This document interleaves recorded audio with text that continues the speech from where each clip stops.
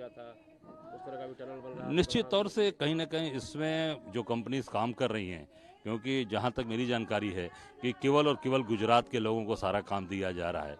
अभी आप देख लीजिए जो भी चीज़ें चल रही हैं, तो ये अब विश्व कप का मैच भी गुजरात पे ही आयोजन होना है, जो कि अगर आप देखेंगे तो इसका जो मूल स्थान है वो बॉम्बे है। मूल क्रिकेट की शुरुआत और क्रिकेट में जितने भी बड़ी कार्य हुए हैं, इस तरह के मैचेस हुए हैं या जो खिलाड़ी, वो आप देखेंगे मुंबई या महाराष्ट्र से वहाँ आए, तो निश्चित तौर से उसका वहाँ होना चाहिए। मोदी जी ने जो स्टेडियम बनवाया था बड़ा, मतलब ये इतनी कैपेसिटी का ही स्टेडियम नहीं, ये मोदी जी के नाम, इसके पहले सरदार पटेल का नाम था।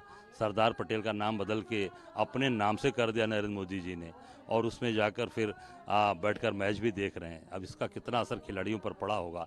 अब आप ये देखें कि ऑस्ट्रेलिया देश का कोई भी ना प्रधानमंत्री आए, ना कोई वहाँ के बड़े हस्ती आई, अपने खिलाड़ियों को स्वच्छंद छोड़ते हैं कि आप खेलिए, आगे बढ़िए। और हिंदुस्तान के आज देश के प्रधानमंत्री वहाँ बैठ रहे हैं, गृह मंत्री बैठ रहे हैं। प्रेशर में आ गया क्या? 100% निश्चित तौर से, क्योंकि कोई भी व्यक्ति हो, हम हो, आप हो, अगर हमारी रोज कोई हमको देखेगा या मॉनिटरिंग करेगा तो कहीं ना कहीं इस पर एक साइकोलॉजिकली दबाव होता है।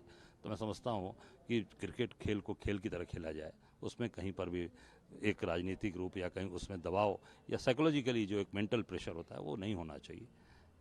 राजनीति क्या हो, मतलब उन लोगों के बीच में आना चाहते थे मोदी जी या क्या? नहीं, आप पहले भी जब खिलाड़ी खेल के लिए विश्व कप खेलने जा रहे थे, जब सेना अपने बैरक से निकलती है तो उसको उस समय उत्साहवर्धन करना चाहिए, उस समय उसको बेस्ट ऑफ लक करके भेजना चाहिए था। मैं समझता हूँ कि जब खिलाड़ी विश्व मैच के खेल के लिए इतने देशों को हराया हिंदुस्तान के खिलाड़ियों ने, उसके पहले ही उनको बैठकर उनके साथ बैठकर चाय या उनके साथ बैठकर उनका एक स्वागत अभिनंदन करना चाहिए था और बेस्ट ऑफ लक करके आपको मैदान में उतार देना चाहिए था।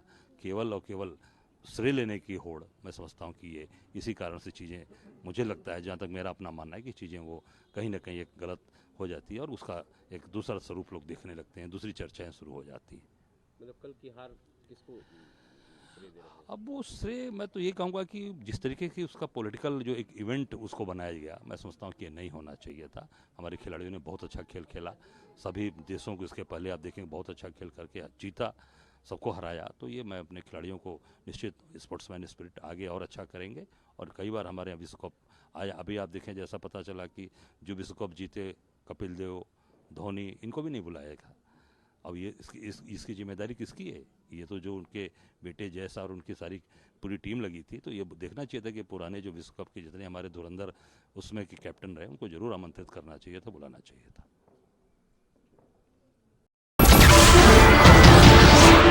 नमस्कार, मैं हूं मानक गुप्ता।